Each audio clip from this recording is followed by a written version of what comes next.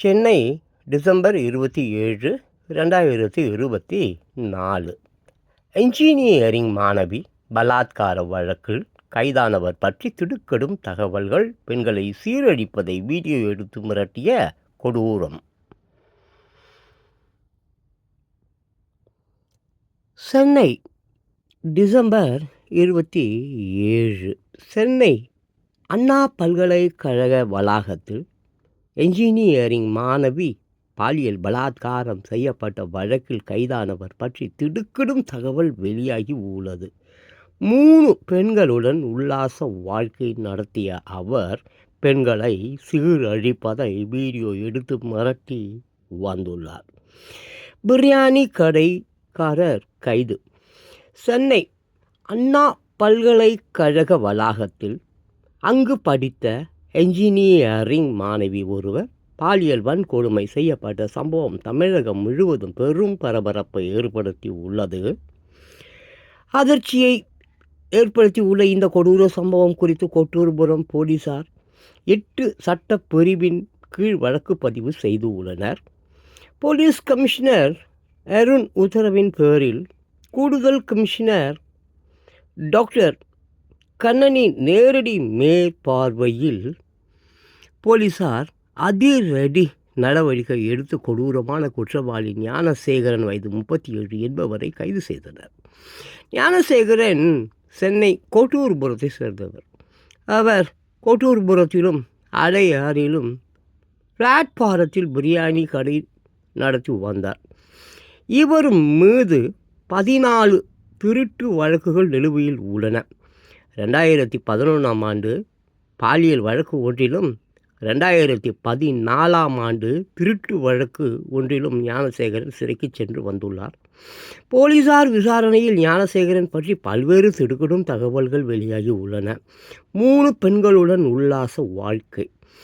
ஞானசேகரனின் முதல் மனைவி கருத்து வேறுபாடு காரணமாக பிரிந்து சென்று விட்டார். இருந்தாலும் அவர் அடுத்தடுத்து 3 பெண்களோடு குடும்பம் நடத்தி உல்லாச வாழ்க்கையில் ஈடுபட்டுள்ளார். இவரது காம வலையில் தாசில்தார் ஒருவரின் மகளும் சிக்கியுள்ளார். மேலும் அவர் பெண்களை ஆடை இல்லாமல் பார்த்து ரசிப்பதை தனது பொழுதுபோக்காக வைத்துள்ளார். இவர் அண்ணா பல்கலைக்கழக வளாகத்திற்குள் பாதுகாப்பு பணியில் ஈடுபடும் காவலாளிகளை தனது கைக்குள் போட்டுள்ளார். இதனால் இவர் பகல் இரவு என எந்த நேரத்திலும் அண்ணா பல்கலைக்கழக வளாகத்தில் சுதந்திரமாக வலம் வருவாராம்.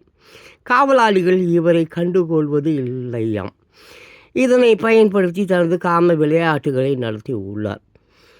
வீடியோவை காட்டி மிரட்டல். தற்போது பாதிக்கப்பட்டுள்ள மாணவியின் தோழி ஒருவர் உள்பட ஏற்கனவே 3 பேர் ஞானசேகரனின் காம விளையாட்டுக்கு பலியாகி உள்ளதாக கூறப்படுகிறது.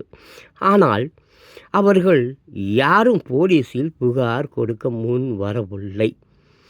பெண்களிடம் பாலியல் வன்கொடுமையில் ஈடுபடுவதை இவர் செல்போனில் வீடியோ காட்சியாக பதிவு செய்து உள்ளார். அந்த வீடியோ காட்சியை காண்பித்து போலீசில் புகார் கொடுத்தால் உங்களை பல்கலைக்கழக துணை வேந்தரிடம் மாட்டி விடுவேன், உங்களை கல்லூரியில் இருந்து நீக்கி விடுவார்கள் என்று மிரட்டி உள்ளார். இதனால் அவர் மீது யாரும் புகார் கொடுக்கவில்லை. இந்த தைரியத்தால் ஞானசேகரன் பெண்களிடம் அத்துமீறலை தொடர்ந்து நடத்தி வந்ததாக தெரிகிறது. தற்போது பாதிப்புக்குள்ளான மாணவியும் போலீஸுக்கு போக மாட்டார் என்ற தைரியத்தில் ஞானசேகரன் தலைமறைவாகாமல் தனது பிரியாணி கடையில் இருந்துள்ளார்.